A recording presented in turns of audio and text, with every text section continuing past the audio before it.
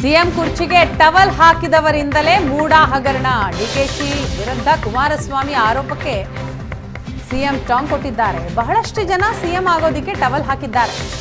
ಅದು ಯಾರು ಅಂತ ಕುಮಾರಸ್ವಾಮಿ ಅವರನ್ನೇ ಕೇಳಿ. ಕುಮಾರಸ್ವಾಮಿಗೆ ತಿರುಗೇಟು ನೀಡಿದ್ದಾರೆ ಸಿಎಂ ಸಿದ್ದರಾಮಯ್ಯ. ಸುದ್ದಿಗೋಷ್ಠಿಯಲ್ಲಿ ಪರಸ್ಪರ ಮುಖ ನೋಡಿ ನಕ್ಕಂತಹ ಸಿಎಂ ಹಾಗೂ ಡಿಸಿಎಂ.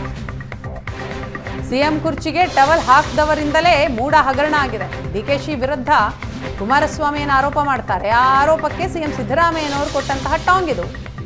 ಬಹಳಷ್ಟು ಜನ ಸಿಎಂ ಆಗೋದಕ್ಕೆ ಟವಲ್ ಹಾಕಿದ್ದಾರೆ ಅಂತ ಹೇಳ್ತಾರೆ.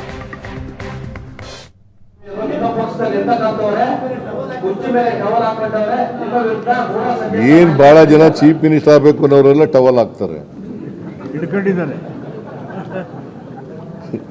ಈಗ ಚೀಫ್ ಮಿನಿಸ್ಟರ್ ಆಗಬೇಕು ಅನ್ನೋರು ನಮ್ಮ ಪಾರ್ಟಿನಲ್ಲಿ ಬಹಳ ಜನ ಡಿಸರ್ವ್ಡ್ ಪರ್ಸನ್ಸ್ ಇದ್ದಾರೆ.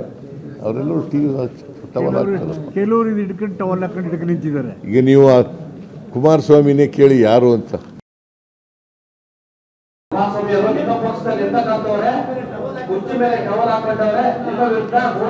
ಏನ್ ಬಹಳ ಜನ ಚೀಫ್ ಮಿನಿಸ್ಟರ್ ಆಗಬೇಕು ಅನ್ನೋರೆಲ್ಲ